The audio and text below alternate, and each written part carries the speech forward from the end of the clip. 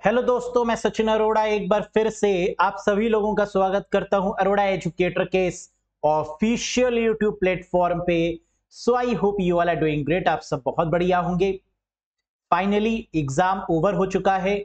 IBPS RRB PO mains complete हो चुका है। आप एग्जाम देकर आ चुके हैं।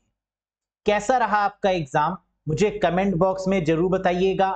साथ ही साथ कंप्यूटर में कितने क्वेश्चंस आपने सही किए ये भी आप जरूर अपने एक्सपीरियंस को शेयर करिएगा।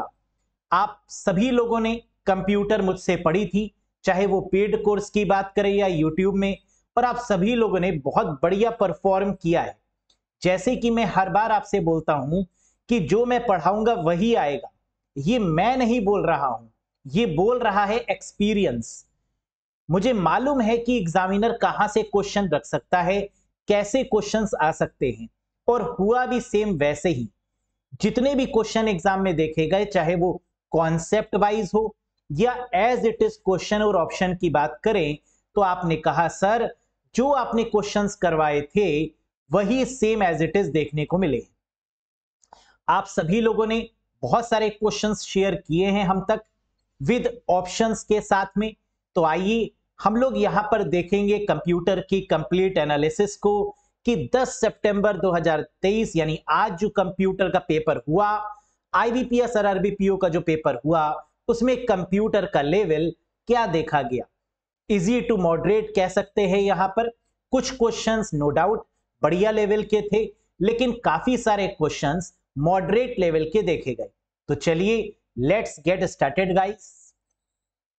साथ ही साथ हम आपको यह भी बता दें कि अगर आप आरबीआई असिस्टेंट के लिए जा रहे हैं और प्रिपरेशन करना चाहते हैं, या फिर बैंकिंग एग्जाम्स को लेकर अलर्ट हैं, या किसी स्टेट लेवल एग्जाम में कंप्यूटर की प्रिपरेशन आपको करनी है, तो आप जुड़ सकते हैं हमारे इस कोर्स से।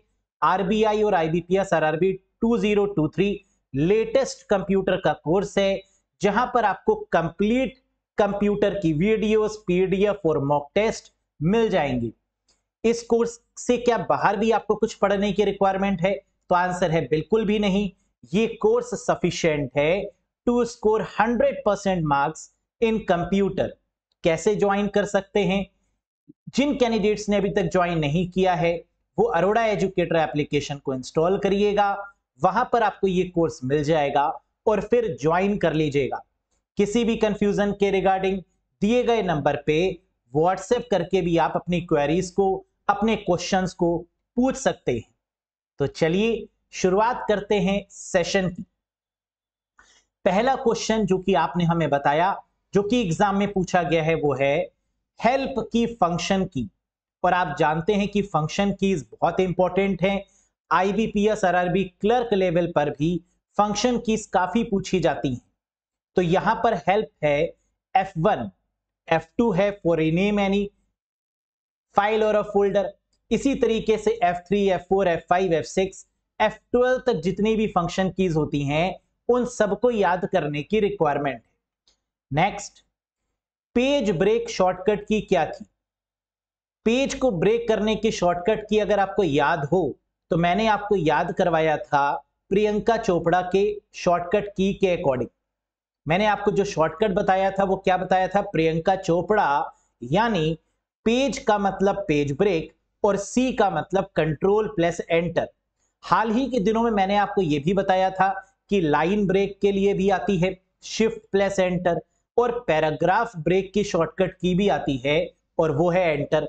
और यह भी कहा था कि इन तीनों में से एक क्वेश्चन आएगा ही आएगा। मिल गया हमें। तो पेज ब्रेक की जो शॉर्टकट की है that is control plus enter.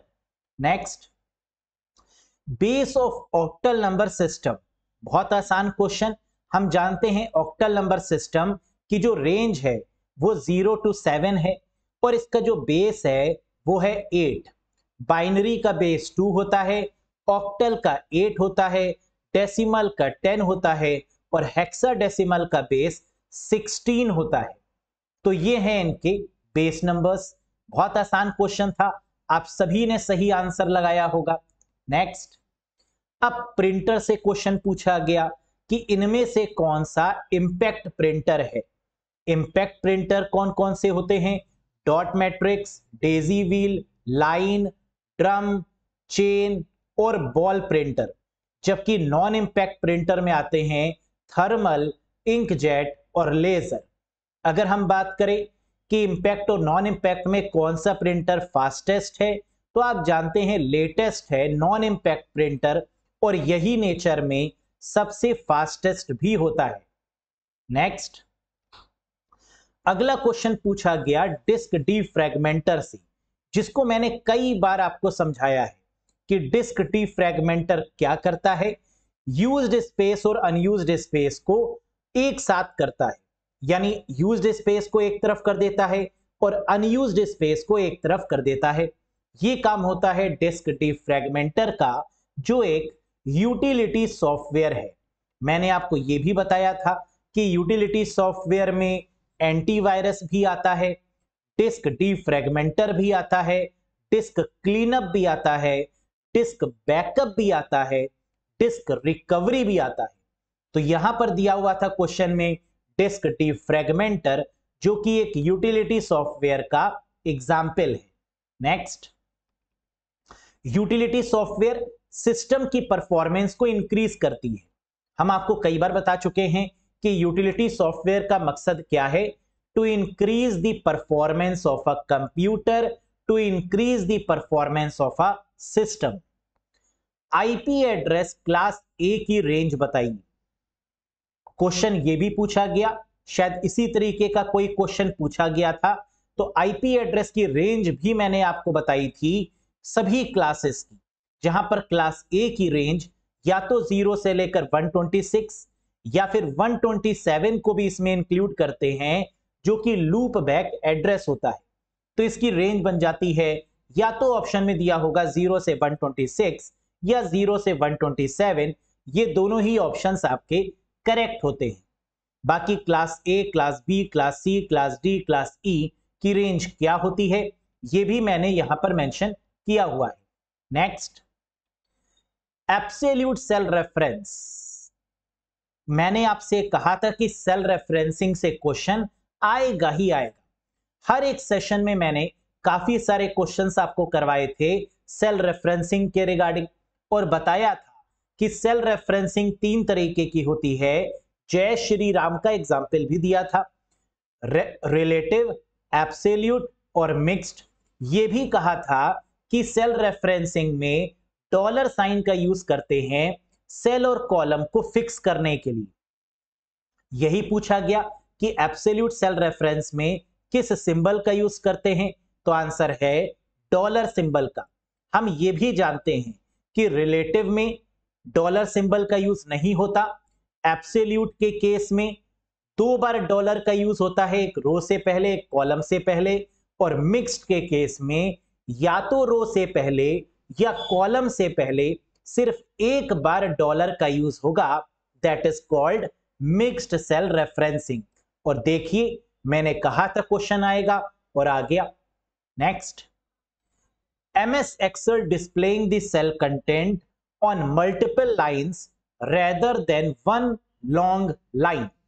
एक लंबी लाइन में लिखने के बजाय हम MS Excel में कंटेंट को कैसे लिख सकते हैं, एक सिंगल लाइन में नहीं बल्कि मल्टीपल लाइन में, और that is called word rap.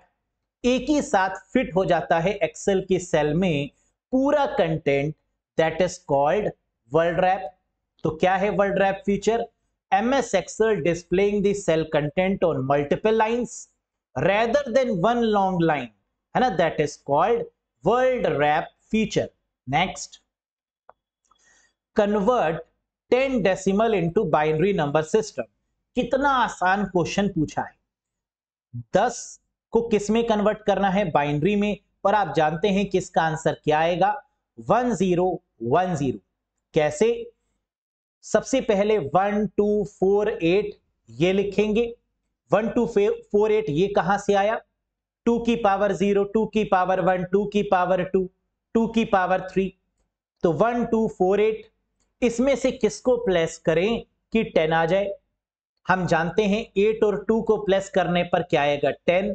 यानी 8 और 2 की प्लेस पर 11 आ जाएगा और बाकी जगह पर 00। यानी correct answer is 1010। Very easy one. Next, MS Excel first cell address को किससे शो किया जाता है, या first row in Excel written as. तो आपका जो क्वेश्चन आया था एग्जाम में वो ये था, first row in Excel written as.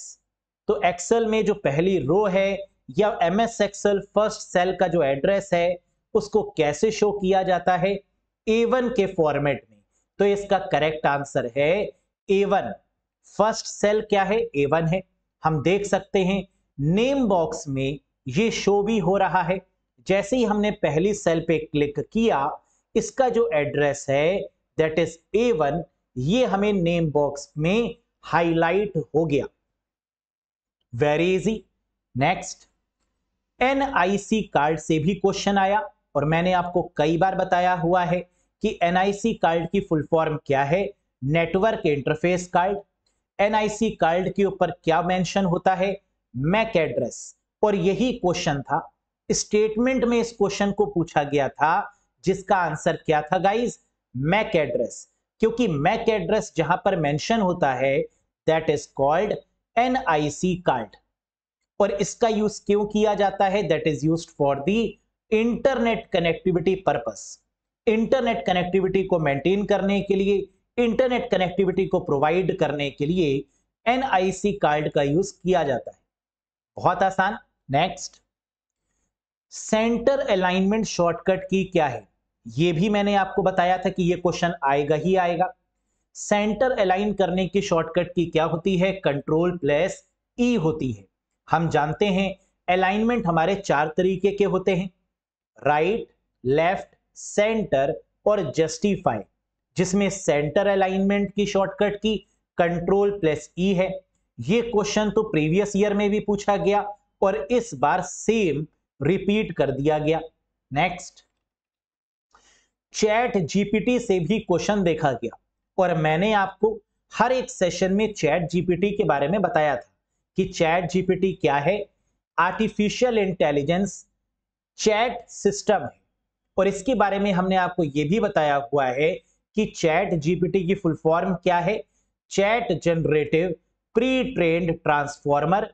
किस कंपनी ने इसको डेवलप किया है, तो आंसर है ओपन AI कंपनी। और इसको लॉन्च कब किया गया था, तो आंसर है 30 नवंबर 2022, 2022 30 नवंबर को इसको लॉन्च किया गया था।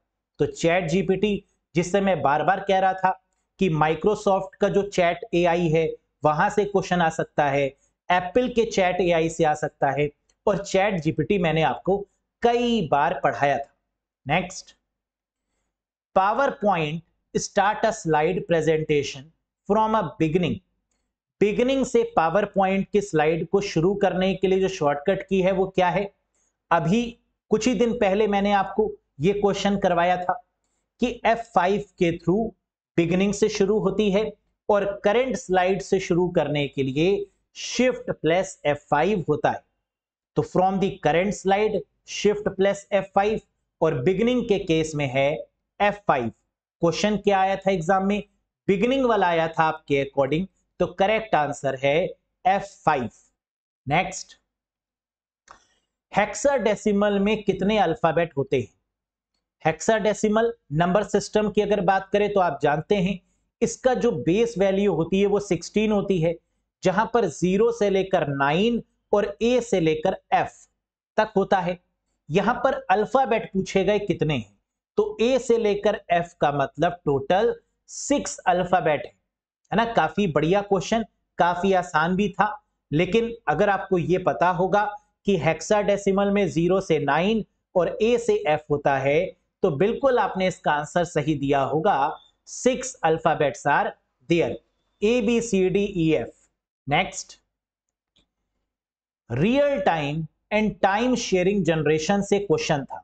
क्वेश्चन कुछ ये था कि रियल टाइम कंप्यूटर किस जनरेशन का पार्ट है, या रियल टाइम ऑपरेटिंग सिस्टम या टाइम शेयरिंग ऑपरेटिंग सिस्टम किस जनरेशन का पार्ट है। तो कंप्यूटर पूछें या ऑपरेटिंग सिस्टम पूछें, दोनों ही केस में आंसर क्या होगा, 4th जनरेशन। हम जानते हैं फोर्थ जनरेशन में time sharing, real time computers, time sharing operating system, real time operating system, networking, distributed operating system, या fourth generation computer means real time computers, ये सभी आपके किस जनरेशन में आएंगे? फोर्थ जनरेशन में। तो बहुत ही पॉपुलर क्वेश्चन, बहुत ही आसान क्वेश्चन पूछा गया। नेक्स्ट, कंट्रोल F6 शॉर्टकट की का इस्तेमाल क्यों करते हैं MS एक्सेल में? यह क्वेश्चन भी शायद पूछा गया है, कैंडिडेट्स ने बताया है। तो कंट्रोल F6 का इस्तेमाल क्यों किया जाता है? तो आंसर है नेक्स्ट वर्कबुक तक पहुंचने के लिए, to reach to the next workbook. अगर कई सारी वर्कबुक ओपन हैं तो अगली वर्कबुक पे शिफ्ट करने के लिए या switch to the next workbook हम यूज करते हैं कंट्रोल प्लस F6 का। पूरा आंसर क्या होगा? Switch to the next workbook window when more than one workbook window is open. जब एक से ज्यादा वर्कबुक ओपन होंगी तो आपस में उन वर्कबुक में स्विच करने के लिए कंट्रोल F6 का यूज करेंगे। क्लियर है? नेक्स्ट, MS वर्ड में सिटेशन किस टैब में आता है? हम जानते हैं MS वर्ड में जब हम रेफरेंस पर क्लिक करते हैं तो वहां पर हमें एक ऑप्शन दिखता है सिटेशन एंड बिब्लियोग्राफी के नाम से। तो सिटेशन के लिए जो करेक्ट आंसर है वो है reference tab. Next, IPv4 address कितने बिट का होता है? तो आप जानते हैं दैट इज ऑफ 32 बिट। ये क्वेश्चन पूछा गया, जैसे कि कैंडिडेट्स ने बताया IPv6 128 बिट का और मैक एड्रेस 48 बिट का होता है, जबकि कैंडिडेट्स के अकॉर्डिंग IPv4 कितने बिट का होता है ये पूछा गया, दैट इज 32 बिट। बहुत आसान है। Question number 20, use of watermark. हम वाटरमार्क का यूज क्यों करते हैं? हम जानते हैं वाटरमार्क पर या तो कंपनी का नाम या तो कंपनी का लोगो लगा सकते हैं, और कंपनी का नाम और कंपनी का लोगो लगाने का मतलब कि हम ये आइडेंटिफाई कर रहे हैं कि ये मेरे द्वारा बनाई गई फाइल है। It means it prevent from the copyright. इसके थ्रू हम कॉपीराइट कर सकते हैं और इस पर हमारा मालिकाना हक है, that is called watermark. Next, not programming software या नॉट प्रोग्रामिंग लैंग्वेज। कुछ प्रोग्रामिंग लैंग्वेजेस गिवन थी और पूछा गया था कि इनमें से कौन सी प्रोग्रामिंग लैंग्वेज नहीं है। करेक्ट आंसर है सोलरिस। हम जानते हैं कि सोलरिस क्या है। Solaris is a proprietary Unix operating system originally developed by Sun Micro System. यानी सोलरिस यूनिक्स ऑपरेटिंग सिस्टम का ही एक वर्जन है जिसको सन माइक्रो सिस्टम के द्वारा डेवलप किया गया था। तो सोलरिस क्या है? एक ऑपरेटिंग सिस्टम है, ये प्रोग्रामिंग लैंग्वेज नहीं है।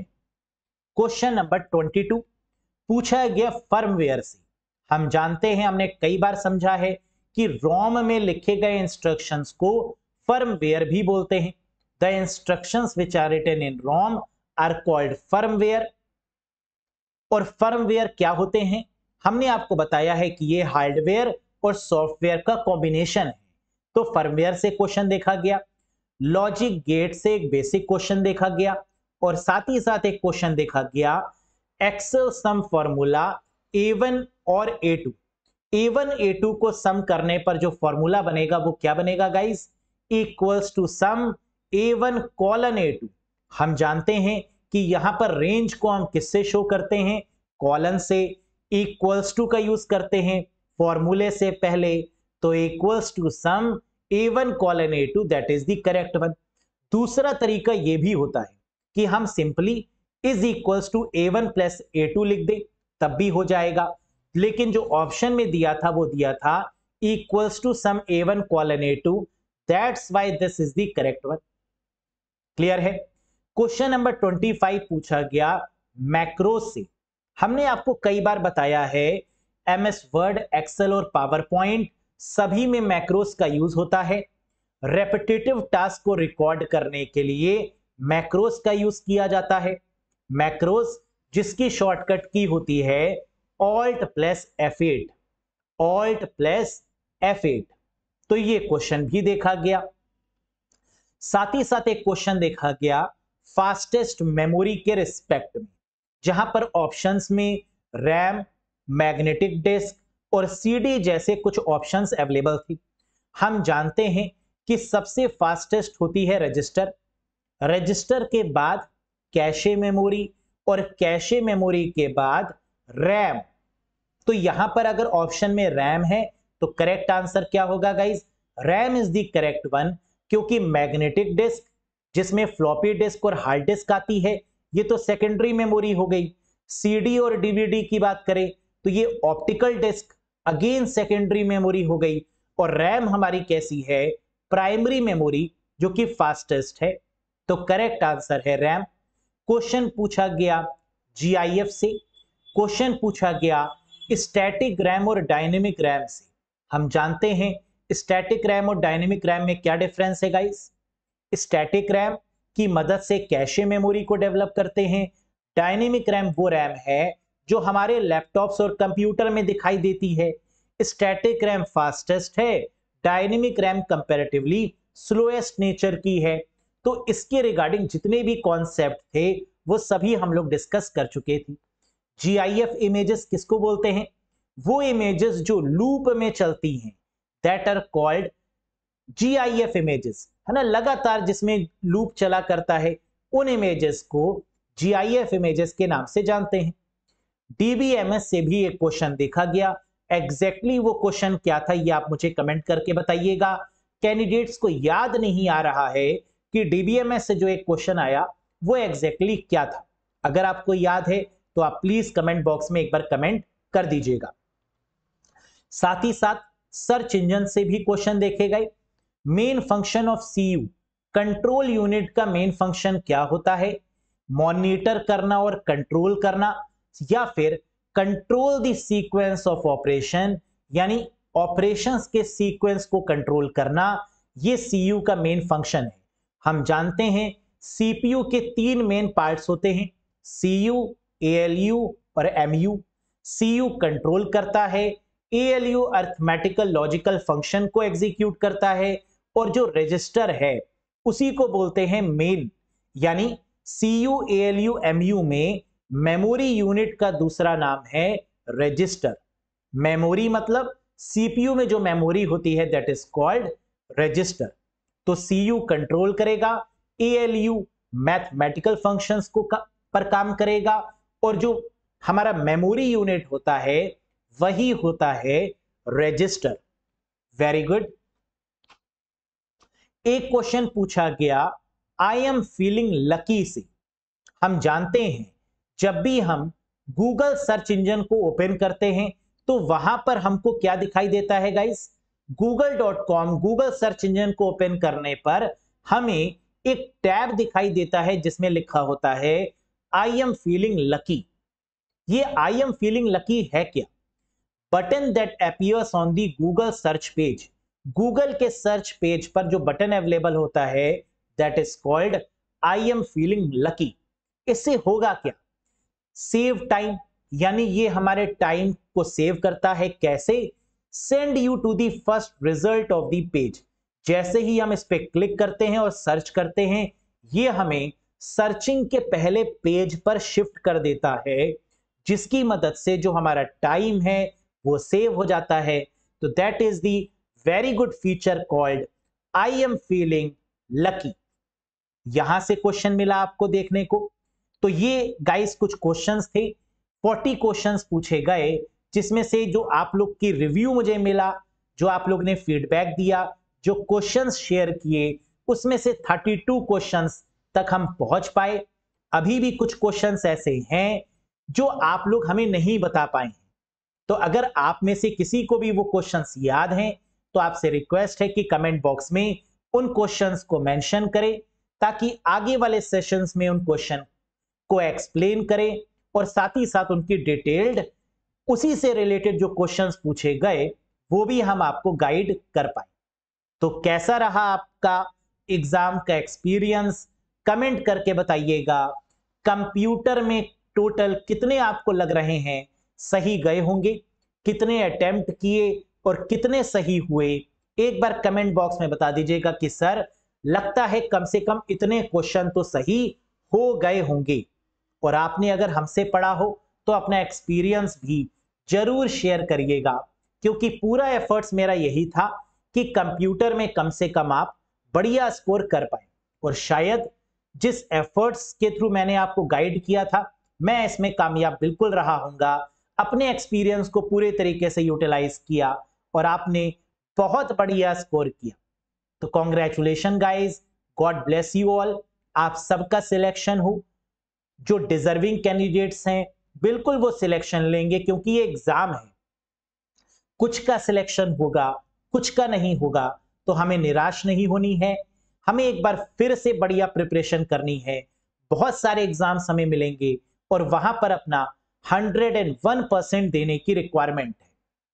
साथ ही साथ अगर आपको सेशन पसंद आया हो तो एक बार लाइक कर दीजिएगा सेशन को, और चैनल पर नए हो तो कंप्यूटर से रिलेटेड इंफॉर्मेशन के लिए, क्लासेस के लिए सब्सक्राइब कर लीजिएगा चैनल को। और अगर आप कंप्यूटर को बेसिक लेवल से एडवांस लेवल तक कवर अप करना चाहते हैं तो आप ज्वाइन कर सकते हैं कंप्यूटर का banking related best computer course, जहां पर आपको videos, PDF, mock test, basic to advance level complete guidance मिलेगी। ज्वाइन करने के लिए अरोड़ा एजुकेटर एप्लीकेशन को इंस्टॉल करिएगा गूगल प्ले स्टोर या iOS स्टोर की मदद से। किसी भी कंफ्यूजन के रिगार्डिंग दिए गए नंबर पे व्हाट्सएप करके भी आप हमसे कोई भी क्वेरी पूछ सकते हैं। तो that's all for today guys. अपने एक्सपीरियंस को जरूर कमेंट बॉक्स में शेयर करके मुझे बताइएगा। That's all. बहुत जल्द मिलेंगे आईबीपीएस क्लर्क के क्वेश्चंस के साथ, क्योंकि अब इसके बाद है आईबीपीएस आरआरबी क्लर्क का एग्जाम और उसके क्वेश्चंस की प्रैक्टिस भी तो हमें करवानी है। तो बिल्कुल गाइस, मिलते हैं कुछ बढ़िया लेवल के क्वेश्चंस और कुछ बढ़िया सीरीज के साथ में। तो that's all. Bye bye and take care to all of you guys. Thank you very much.